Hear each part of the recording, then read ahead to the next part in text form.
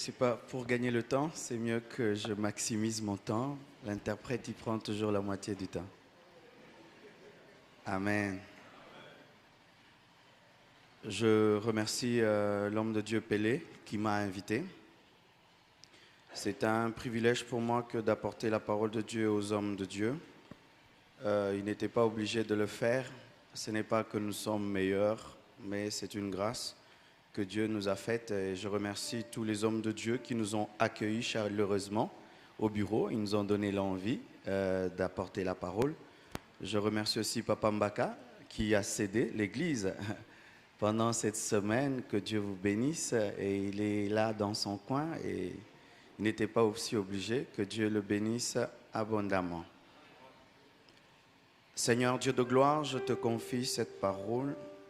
Je prie que tu m'accordes l'onction, que tu m'accordes l'inspiration pour dire ce que tu veux que je dise. Je prie que le cœur de ton peuple, de tes serviteurs, soit touché et édifié. Au nom de Jésus-Christ. Amen. Amen. Nous allons prendre la parole de Dieu. Nous sommes dans 1 Pierre plutôt, 2, du premier verset jusqu'au verset 10. 1 Pierre 2, du premier verset jusqu'au verset 10. Rejetons donc toute méchanceté et toute ruse, la dissimulation, l'envie et toute médisance, désirez comme des enfants nouveau-nés, le lait spirituel et pur, afin que par lui vous croissiez pour le salut. Si vous avez goûté que le Seigneur est bon, approchez-vous de lui. Pierre vivante, rejetée par les hommes, mais choisie précieuse devant Dieu. Et vous-même, comme des pierres vivantes, édifiez-vous pour former une maison spirituelle, un saint sacerdoce, afin d'offrir des victimes spirituelles agréables à Dieu par Jésus-Christ. Car il est dit dans l'Écriture, « Voici je mets en Sion une pierre angulaire, choisie précieuse, et celui qui croit en elle ne sera point confus. » Qui bâtissent est devenue la principale de l'angle, et une pierre d'achoppement et un rocher de scandale. Ils s'y heurtent pour n'avoir pas cru à la parole, et c'est à cela qu'ils sont destinés. Vous, au contraire, vous êtes une race élue, un sacerdoce royal, une nation sainte, un peuple acquis, afin que vous annonciez les vertus de celui qui vous a appelé des ténèbres à son admirable lumière. Vous qui autrefois n'étiez pas un peuple et qui maintenant êtes le peuple de Dieu, vous qui n'aviez pas obtenu miséricorde et qui maintenant avez obtenu miséricorde. Acclamons les Écritures.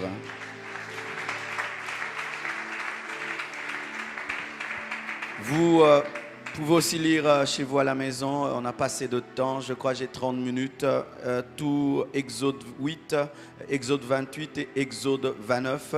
Je vous demanderai de lire cela parce que nous ne saurons pas chaque fois revenir à la Bible et lire les versets. Le thème du Testament. Je répète la différence entre le sacerdoce dans le Nouveau Testament et le sacerdoce dans l'Ancien Testament. Je vais énoncer 15 différences entre le sacerdoce du Nouveau Testament et de l'Ancien Testament.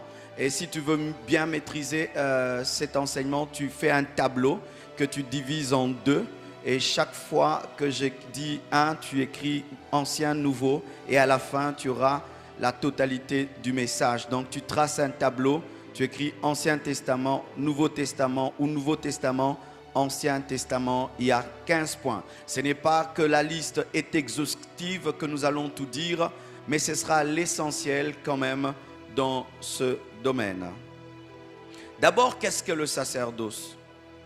Sacerdoce, ça vient du nom latin sacerdotum, qui désigne la dignité et les fonctions du prêtre. Donc, dignité et fonction du prêtre. La plupart des temps, nous les Congolais, quand on parle de sacerdoce, directement en lingala, on appelle ça Bonganga Nzambe. Et du coup, nous pensons que c'est l'ensemble de tous les tralala qui accompagnent le ministère. Ça veut dire que le fait que je prêche comme ça, c'est pas le sacerdoce, c'est quand je veux prendre un peu d'huile, je veux porter un talit et là c'est le sacerdoce, alors que le sacerdoce, ce sont des choses simples que nous voulons mystifier alors qu'il n'y a rien de mystique, ce n'est que l'ensemble des choses qui est lié à la dignité d'un serviteur de Dieu et à son travail, c'est ça le sacerdoce, c'est l'ensemble des choses qui entourent le travail de Dieu, point. Mais nous voulons mystifier cela comme étant des prières spéciales, une manière de prier spécialement, quand on veut parler du sacerdoce, donc des prières qu'on fait à 2h du matin, mais pas 3h du matin, parce qu'à 2h du matin, c'est différent de 3h du matin. Il n'y a point de différence entre 2h et 3h du matin, parce que Dieu est esprit. Mais nous voulons compliquer cela, alors que c'est si simple, ce n'est que simple. Et ainsi, on peut croire que le ministère est à part, et le sacerdoce est d'un autre côté, alors que le ministère c'est le sacerdoce c'est le ministère. Lorsque quelqu'un prêche Jésus-Christ, il exerce le sacerdoce. Ce n'est pas lorsqu'il fait une délivrance spéciale, en une heure spéciale, avec une huile spéciale, que c'est le sacerdoce. Le sacerdoce simplement désigne la dignité et les fonctions du prêtre. Dans l'Ancien Testament, pour avoir part au sacerdoce, il fallait être juif. Mais dans le Nouveau Testament, toutes les nations ont part au sacerdoce. Ainsi, un Mutandu, un Congolais peut aussi être sacrificateur. Mais dans l'Ancien Testament, il fallait être juif pour prétendre au sacerdoce. Mais dans le Nouveau Testament, toutes les nations peuvent entrer dans le sacerdoce, même les Rwandais. Congolais, même les Rwandais, parce que aussi nous commençons à croire que Dieu ne les appelle pas. Il y a des puissants serviteurs de Dieu, Rwandais, Congolais, qui bâtissent des grandes églises que Dieu utilise dans une onction terrible. Et si même nous ne nous réveillerons pas, dans les années qui viennent, leur réveil risque de dépasser le nôtre, parce que nous sommes dans le Nouveau Testament où toutes les nations ont part au sacerdoce. Deuxième, dans le Nouveau Testament, il faut naître de nouveau, naître de la parole et du Saint-Esprit. Si seulement tu es né de la parole et du Saint-Esprit, tu peux accéder au sacerdoce. Mais dans l'Ancien Testament, il fallait être de la famille de Lévi, d'être de la famille d'Aaron. Troisièmement, dans l'Ancien Testament, le sacerdoce se transmettait par le sang. Par le sang, c'est-à-dire du père au fils. Le sacerdoce était familial. Familial. Mais dans le Nouveau Testament, le sacerdoce n'est pas familial. Il se transmet par la foi. Ce qui fait que l'Église n'appartient pas à une famille. L'Église est à Jésus-Christ. Et ce qui fait que ce n'est pas toujours le fils du pasteur qui doit le succéder, mais un collaborateur peut succéder au pasteur, parce que dans le Nouveau Testament, la sacrificature n'est pas héréditaire. Ce n'est pas que je suis contre les fils de certains pasteurs qui ont succédé à leur père, mais ils n'ont pas succédé à leur père parce qu'ils avaient le sang de leur père, mais parce qu'ils avaient la foi de leur père. Mais si la succession se fait d'abord héréditairement, nous sommes dans l'Ancien Nouveau Testament. C'est vrai, c'est difficile lorsqu'on a bâti tout ça, toutes les années qu'on a fait, on a travaillé, on a vu tout ça. Naturellement, j'aimerais que ce soit mon fils. Mais bien aimé, nous ne sommes pas dans le naturel. Nous ne sommes pas dans la protection des intérêts familiales. Nous sommes dans l'œuvre de Dieu. Et là, c'est par la foi. Josué n'était pas de la famille de Moïse, Éléazar était de la famille d'Aaron, donc le fils peut hériter, mais aussi le collaborateur peut le faire. Le fils ne peut hériter que si Dieu l'a appelé comme il a appelé son père, pas que le père place son fils parce qu'il veut sécuriser les intérêts futurs de la famille. C'est manquer de foi, car Dieu pourvoira toujours à ta famille, même si ce n'est pas ton fils qui te succède. Ainsi, nous créons des faux appels de nos enfants, des faux appels de nos enfants. Nous fabriquons des appels parce que nous voulons demeurer dans l'esprit de l'Ancien Testament alors que nous sommes dans le Nouveau Testament. Mais aussi les collaborateurs, lorsque le fils du pasteur le succède par l'appel de Dieu, vous devez le respecter et ne pas dire c'est parce que c'est son fils. Ah oui, car il faut aussi équilibrer cela. De la même manière que l'homme de Dieu vous enseigne, son fils aussi, il est enseigné comme vous. Quand il vous impose les mains, il impose aussi à son fils. De la même manière que vous recevez l'onction, eux aussi reçoivent. Car dans les églises, on pense souvent que les personnes qui ne comprennent jamais la parole, c'est la femme du pasteur et ce sont les enfants du pasteur. Il faut cet équilibre-là, bien-aimé. Mon fils, je peux mourir et c'est lui qui prend les rênes de la compassion. Mais s'il n'a pas la paix, le tuer. Car il faut être un chameau. Et on ne fabrique pas la bosse du chameau.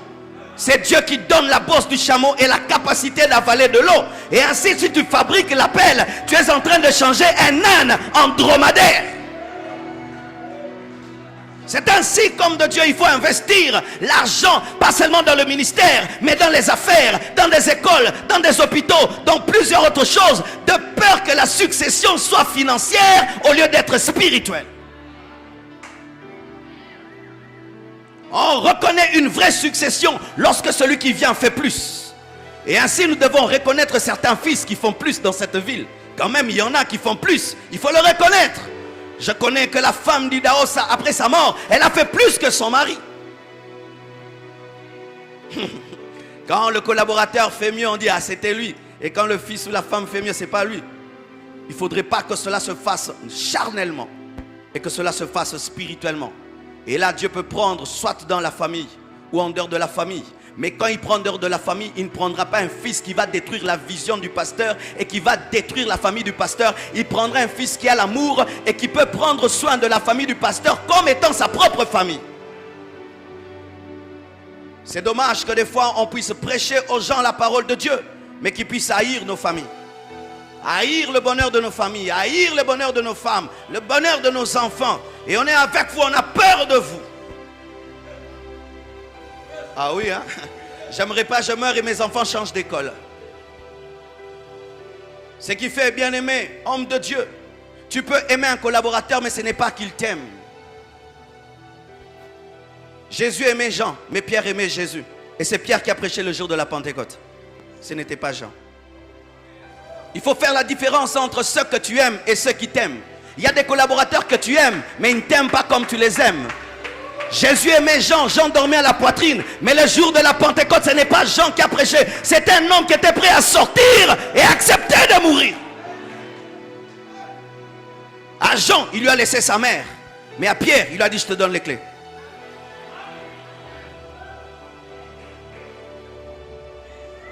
Tu es dans l'église, tu ne t'occupes pas du leader, tu ne t'occupes pas du leader et tu as des visions. Après lui, ce sera moi. Non, tu ne dois pas seulement aimer la parole que je te prêche, mais tu dois m'aimer. Car celui qui aime la parole et l'onction peut te détruire après ta mort. Mais celui qui t'a aimé aimera tes enfants et ta femme. Et c'est ainsi que la plupart des temps maintenant au Congo et en Afrique, les successions se font dans les familles parce que Dieu ne trouve pas parmi les collaborateurs des collaborateurs qui ont l'amour comme des fils.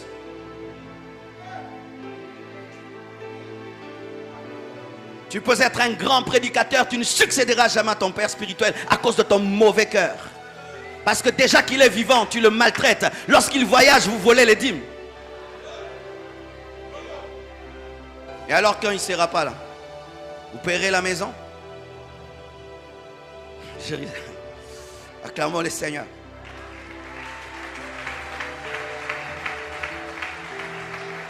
C'est familial. Mais dans le Nouveau Testament, elle est spirituelle. Et celui qui est de la famille peut aussi être spirituel, mais il peut arriver aussi que celui qui est de la famille n'est pas spirituel. Alléluia. Cinquièmement, Aaron est le grand prêtre dans l'Ancien Testament. Mais dans le Nouveau Testament, c'est Jésus qui est le grand prêtre. Dans l'Ancien Testament, c'est un homme qui est le grand prêtre. Mais dans le Nouveau Testament, c'est Jésus qui est le grand prêtre. Et j'aimerais vous dire, bien-aimés serviteurs de Dieu, nous ne devons jamais diriger les églises comme étant dans l'Ancien Testament où nous sommes des grands prêtres. Nous ne sommes pas les grands prêtres. C'est Jésus le grand prêtre. Il y a un leadership où tu es leader, mais comme si tu étais le souverain sacrificateur. Non, nous sommes des sacrificateurs, mais il y a un souverain sacrificateur qui est Jésus. Au temps d'Aaron, il y avait Aaron. Mais en notre temps, il y a le souverain sacrificateur qui est Jésus. Ce qui fait que nous devons toujours présenter le grand sacrificateur et cesser de prendre la place du sacrificateur. Pour toutes choses, c'est toi. Pour toutes choses, c'est toi. Quand tu n'es pas là, il n'y a rien. Bien aimé, nous ne sommes pas dans l'Ancien Testament. Dans le Nouveau Testament, le sacrificateur n'est pas indispensable. On peut le remplacer. Et seul Jésus est irremplaçable. Vernou est mort. Je suis passé devant l'église. Elle est pleine. Ce n'était pas le souverain sacrificateur. Et s'il avait travaillé comme étant le souverain sacrificateur, après lui, il n'y aurait plus rien. N'oublie jamais qu'un jour tu mourras.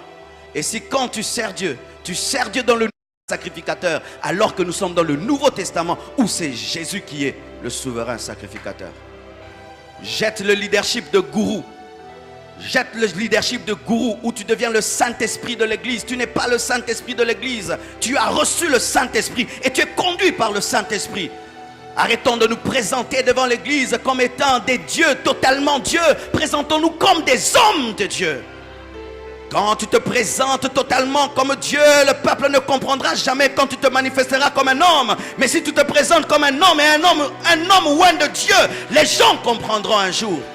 Quel est le pasteur Najen Aliaki? Ah, elle ne veut pas entrer dans les profondeurs. Il y a des fidèles ici.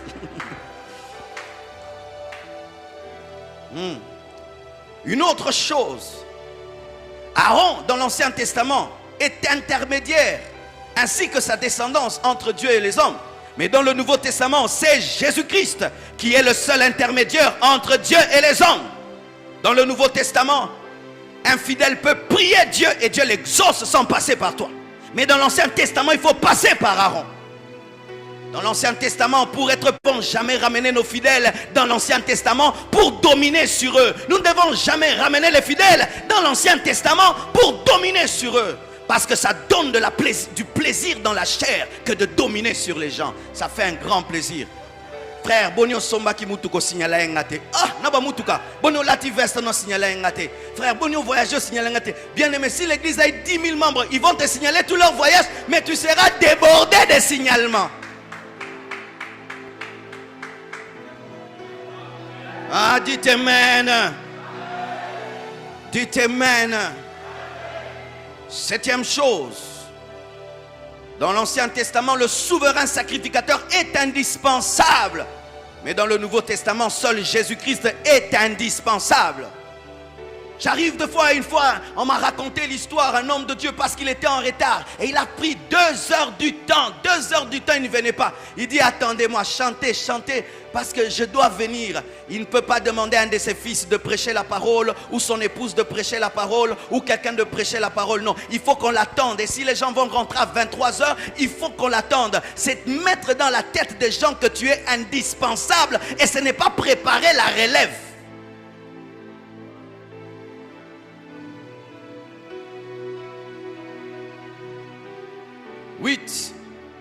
Dans l'Ancien Testament, il fallait des rites physiques, des rites spirituels.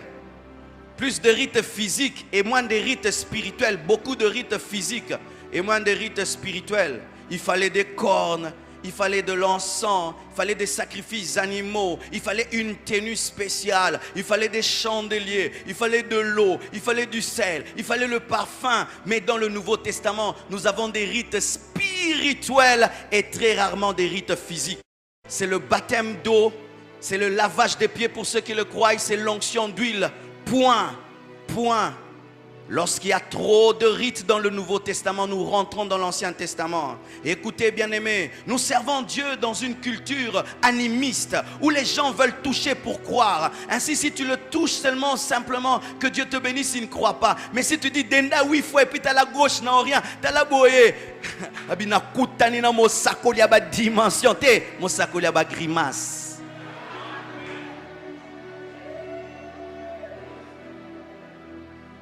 Alléluia.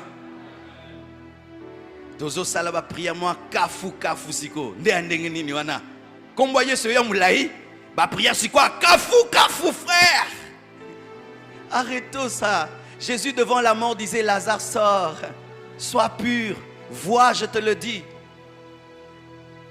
Le pasteur Jacques Vernon a dit ceci: lorsqu'on perd le fond, on travaille trop la forme. Mais celui qui a le fond ne travaille pas trop la forme. Lorsque tu viens en intimité avec Dieu, tu fais des prières simples. Mais quand tu perds l'intimité, tu fais comme les prophètes de Baal. Tu commences à sauter tout le reste. Mais voyez les prières des apôtres dans la Bible. Ils priaient simplement et des puissants résultats. Mais aujourd'hui, nous prions trop compliqué, la tête en bas, les pieds en haut. Mais il n'y a rien. Parce que Dieu n'est pas dans la mystification. Dieu est dans la simplicité. Je dis Dieu est dans la simplicité.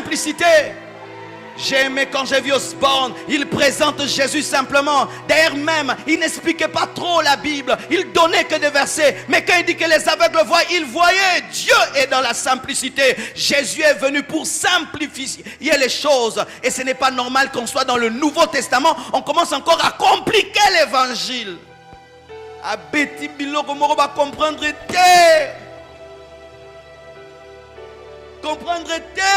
le monde a zui. Il y a bizarre. Non, nous sommes initiés dans l'intronisation, mysticisme ensemble. Arrêtons des thèmes qui font peur. Nous sommes dans l'évangile. Jésus prêchait: répentez-vous, le royaume des cieux est proche. Lisez les paraboles de Jésus. Lisez les enseignements de Jésus. Lisez les béatitudes. Jésus parlait simplement. S'il y a quelqu'un qui pouvait compliquer les choses, c'était Jésus. Mais pourquoi il n'a pas compliqué? Parce qu'il n'était pas venu dans le but d'effrayer. Il n'était pas venu dans le but d'épater. Il était venu dans le but d'aider. Et lorsqu'on veut aider, on simplifie les choses.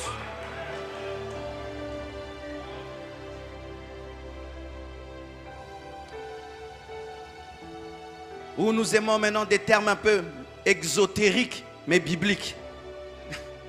Oh, moi, ça qui nous dit, maman Zambé, oh, c'est pas souci. On dit: non frère, je vais prier pour toi. Je vais t'impacter. Ah frère, c'est prier pour moi. C'est prier pour moi. Frère, prie pour moi au nom de Jésus. Je vais te faire entrer dans la 3e dimension des choses auxquelles Dieu t'a appelé. Maintenant la première et la deuxième, c'est laquelle? Concentrez-vous maintenant. Concentrez-vous. Ne voyez pas Jésus-Christ à la croix, mais maintenant sur le trône. Arrêtons ces choses-là, arrêtons ces choses-là. Les gens vont avoir des démons qui vont entrer dans leur corps, se concentrant à l'extrême comme des occultistes. Nous ne sommes pas des occultistes. Nous avons cru en la grâce et nous prions simplement notre Père qui est aux cieux. Jésus a dit: quand vous priez, dites Papa qui est aux cieux. Vie de Jésus passe, c'est trop compliqué, se souvient ensemble. Pour bimon, il faut taxi bis, mobose là-bas, taxi bis, passe. Et puis sous l'église, bah, pécho tout passe. Le journal, le simba était, tu t'es levé du mauvais pied. Parce que le pied gauche veut dire. Les prières du lundi, du mardi, du mercredi. Quel apôtre a fait des prières du lundi, du mardi, du mercredi? En soi, nous aimons beaucoup l'occultisme dans l'église. Oui, oui, nous envions les mystères qui sont dans l'occultisme.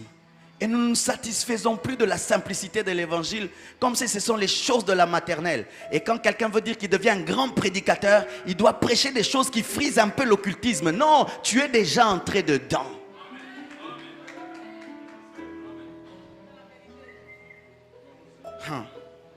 9. Dans l'Ancien Testament, le sacerdoce était séparé en classes de laïcs et de clergés, comme dans l'église catholique. Il y a les laïcs et les clergés, c'est-à-dire les initiés et les non-initiés. C'est fait qu'à l'église catholique, certains en fin des années, ils n'ont jamais lu la Bible, parce que la Bible, c'était la Bible du prêtre. Nous venons, nous disons Amen. C'est lui qui est en communion avec Dieu, il cherche Dieu pour nous, et puis il vient nous le donner. Mais dans le Nouveau Testament, il n'y a pas des clergés et des laïcs. Tous, nous sommes un sacerdoce royal. Aujourd'hui que nous sommes devenus des pasteurs, nous ne voulons plus trop dire ça à nos fidèles, que nous et eux, nous sommes le clergé. Tous nous sommes des sacrificateurs dans la Bible, dans le Nouveau Testament. Tous nous sommes des sacrificateurs. C'est ce que la Bible dit. Vous êtes c'est qui? Pas seulement les pasteurs. Vous tous qui avez cru en Jésus, vous êtes un sacerdoce royal. Tout chrétien est un sacerdoce royal. Donc tout chrétien est un initié. Si nous avons placé cette estrade ici par rapport à vous, ce n'est pas que nous sommes initiés, vous êtes des non-initiés. C'est seulement pour pouvoir vous parler. Je sais que je vais te choquer, mais sache que si tu formes les gens comme si c'est toi l'initié, eux ne sont pas des initiés, tu ne formes pas des disciples. Car l'initié engendre des initiés et ça devient une église des initiés. Et il est plus facile de courir avec la vision lorsque tout le monde est initié. Mais quand d'un côté il y a un homme très spirituel et des bébés qui ne comprennent rien sur Dieu, ce n'est pas ça l'évangile. Là nous rentrons dans le catholicisme où c'est seul le prêtre qui connaît la parole et nous on ne connaît rien.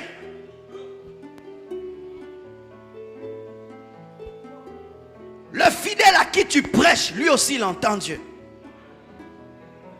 Mais nous aussi quand on était des fidèles, on entendait Dieu. Pourquoi nous allons nier cela pour les fidèles alors que nous, lorsque nous étions des fidèles, nous avons entendu Dieu? Pourquoi changerons maintenant la Bible que nous sommes devenus prédicateurs? Dans le Nouveau Testament, il n'y a pas une classe d'initiés et une classe de clergé. Tous, nous sommes des sacrificateurs royaux. 11. Acclamez pour vous-même, vous suivez bien. Dans l'Ancien Testament, la sacrificature était séparée de la royauté. Les sacrificateurs venaient de Lévi et les rois venaient de Juda. Mais dans le Nouveau Testament, nous sommes des rois sacrificateurs et des sacrificateurs rois. Donnez-moi un amen, je vais expliquer là. Jamais tu aurais vu un sacrificateur très très riche.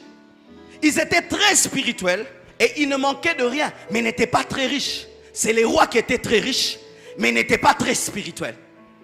Mais dans le Nouveau Testament, nous avons des serviteurs de Dieu spirituels, mais riches comme des rois. Et les gens, quand ils voient les pasteurs devenir riches, ils disent ce n'est pas charnel. Elias Alakaboué, Jean-Baptiste. Non, eux c'était seulement des sacrificateurs. Mais nous sommes des rois sacrificateurs. C'est-à-dire j'ai la richesse d'un roi et j'ai la spiritualité d'un sacrificateur. Et il est possible à la fois d'avoir la dimension spirituelle d'un sacrificateur et d'avoir le luxe d'un roi tout en restant spirituel. Parce que nous pensons que ce qui passe à nous en bon et belé molimo qui dit toute dimension et mati pour à côté de la totalité il y a oyonza maloba. Alléluia. Dans le Nouveau Testament, nous sommes spirituels mais nous dominons aussi. Nous sommes spirituels, nous ordonnons aussi. Nous sommes spirituels mais nous possédons aussi les choses que les rois possèdent. Que Dieu nous donne des églises qui vont commencer à prêter au gouvernement. C'est la dimension royale. Cette spiritualité où nous voulons que les hommes de Dieu soient seulement spirituels, parole, esprit, mais sans rien dans les poches, ce n'est pas biblique. Là, vous voulez seulement des sacrificateurs qui attendent des autres. Les rois ont des entreprises. Ils ont des comptes en banque bombés, mais à pasteur.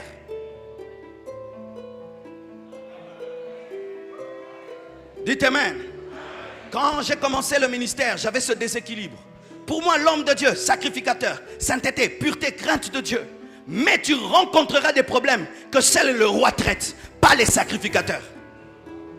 Ce sont les rois qui achètent des terres. Ce sont les rois qui gèrent des milliards. Le sacrificateur, il a pour manger et boire.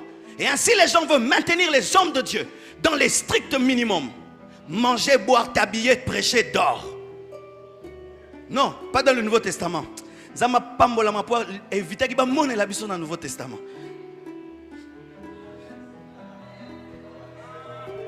Ça va, je vais terminer. La sacrificature 11 dans l'Ancien Testament, elle est compliquée. Compliquée, comme je l'ai dit. Compliquée. Il faut entrer en tremblant dans le lieu très saint. Il faut t'habiller d'une certaine manière. Il ne faudrait pas que... Il faut que tu portes un caleçon pour qu'on ne te voie pas en bas. Mais dans le Nouveau Testament, même dans la douche, l'onction tombe. Mais dans le Nouveau Testament, tu t'approches sans crainte, mais avec assurance du trône de la grâce. Dans l'Ancien Testament, il fallait porter certains vêtements. Mais dans le Nouveau Testament, il n'y a pas de vêtements pour la sacrificature.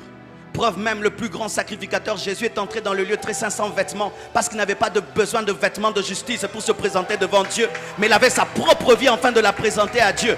Et s'il y a un vêtement aujourd'hui du sacrificateur, ce n'est pas d'abord la veste et la cravate, ni la toge, ni de gros trucs. C'est la vie de sainteté, la vie de pureté. Après la sainteté, porte la veste. Après la pureté, porte la veste. Mais si tu portes la veste sans la pureté, tu es nu devant Dieu.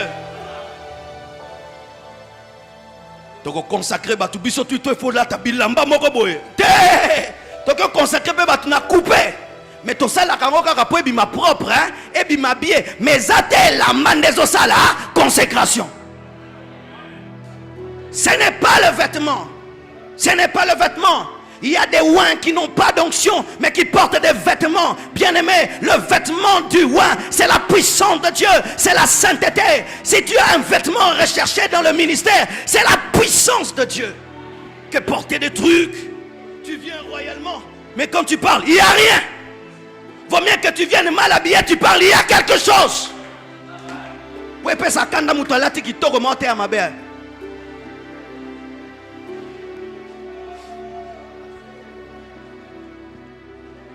On peut porter ces choses-là, mais ça en côté. Ça doctrine. Ça va. Je termine. Il y a mon aîné qui va prêcher. Je dois m'arrêter là. Ou bien je donne vite les points, vous écrivez, c'est tout. C'est bon. 12.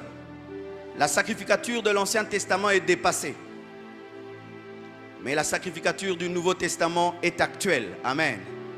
La sacrificature de l'Ancien Testament est dépassée. Et la sacrificature du Nouveau Testament est actuelle. 13. La sacrificature de l'Ancien Testament est imparfaite. Parce que le voile n'était pas déchiré. Mais la sacrificature dans le Nouveau Testament est parfaite. Parce que le voile est déchiré. Alléluia. 14. La sacrificature de l'Ancien Testament avait besoin d'un temple, d'un tabernacle. Fait de parvis, de lieux saints et de lieux très saints. Mais aujourd'hui, si même nous nous réunissons ici, c'est parce que seulement pour le confort. Dans le Nouveau Testament, on n'a pas besoin de temple. On n'a pas besoin de tabernacle. On prie Dieu en esprit et en vérité. Ce n'est plus à la montagne, ce n'est plus à Jérusalem. On n'a plus besoin d'un endroit sacré. Dans le Nouveau Testament, il n'y a pas d'endroit sacré. Et c'est bizarre que nos fidèles puissent dire des fois, Pasteur Bademo Batungisinga na kimi na église. Te bakima rakati na Yesu. Oh, église awa soko yen église awa ba solutionner zoami eza bâtiment. Soko ye pas Yesu ndosu ba solution. Eza te soko yen na temple. On a côté na temple. Le temple, ce n'est qu'un bâtiment. Mais s'il y a une dimension qu'il faut manifester, c'est la profondeur en Jésus. Dans l'Ancien Testament, le temple est sacré. Mais aujourd'hui, c'est toi qui es sacré. Mais lorsque nous nous réunissons dans un endroit, il devient sacré. Parce que quand les sacrés se mettent dans un même endroit, l'endroit directement devient sacré. C'est pourquoi nous devons respecter les lieux de nos cultes, mais tout en sachant que ce n'est pas la chose première dans le Nouveau Testament. 15. La sacrificature dans l'Ancien Testament est discriminatoire. C'est-à-dire pas les femmes, pas les infirmes, pas les non-juifs, pas les non-lévites. Mais dans le Nouveau Testament, même les femmes peuvent servir Dieu. Même les infirmes peuvent servir Dieu. Oui, bien aimé, même les infirmes. Dans l'Ancien Testament, un infirme ne pouvait pas être sacrificateur. Mais dans le Nouveau Testament, tout le monde peut y accéder. Que Dieu vous bénisse abondamment. Il y a un livre que j'ai écrit, Découvre, expérimente sa présence. Je suis venu tellement vite que j'ai oublié d'amener un lot. Alors celui-ci, c'est le livre d'un frère qui l'avait là. Alors vous pouvez avoir ce livre à Michael Cosmétique, à l'église Compassion, à Pelou Store, d'ailleurs à l'AENA, donc à $20 seulement. Amen. Vends tout ce que tu as et achète la sagesse. Que Dieu vous bénisse abondamment.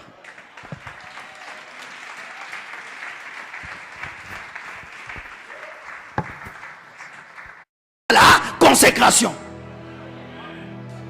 Ce n'est pas le vêtement. Ce n'est pas le vêtement. Il y a des ouins qui n'ont pas d'onction, mais qui portent des vêtements. Bien-aimés, le vêtement du ouin, c'est la puissance de Dieu, c'est la sainteté. Si tu as un vêtement recherché dans le ministère, c'est la puissance de Dieu. Que porter des trucs, tu viens royalement, mais quand tu parles, il n'y a rien. Vaut mieux que tu viennes mal habillé, tu parles, il y a quelque chose. Oui, puis ça kanda mutolati qui t'a remonté à ma belle.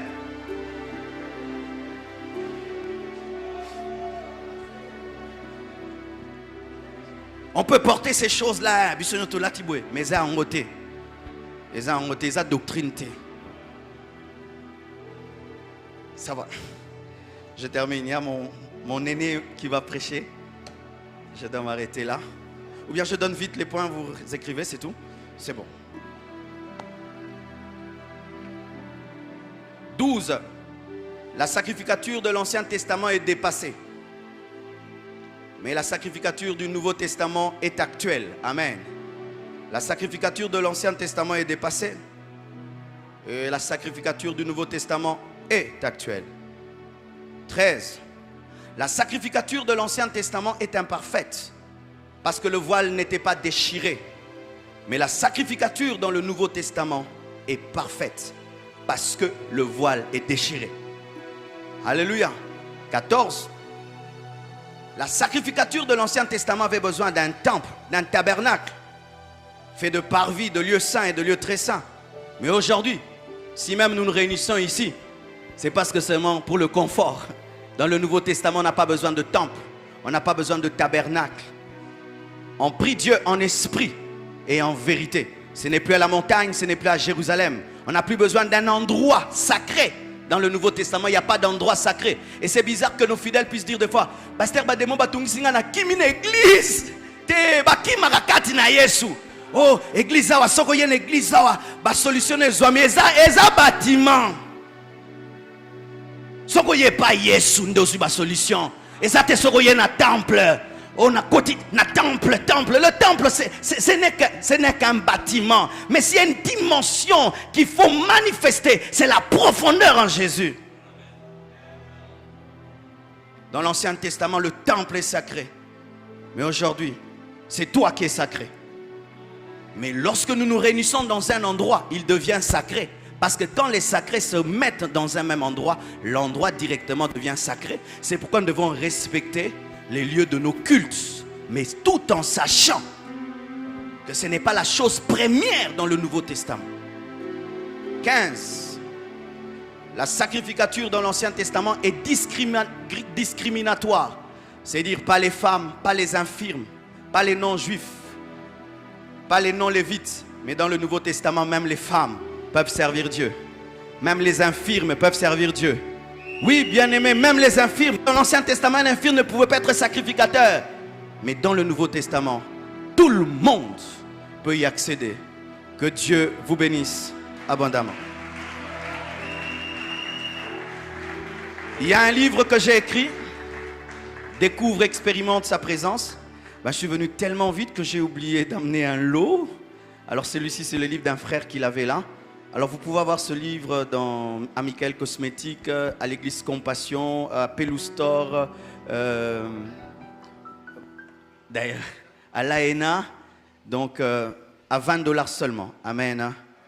Vends tout ce que tu as et achète la sagesse. Que Dieu vous bénisse abondamment.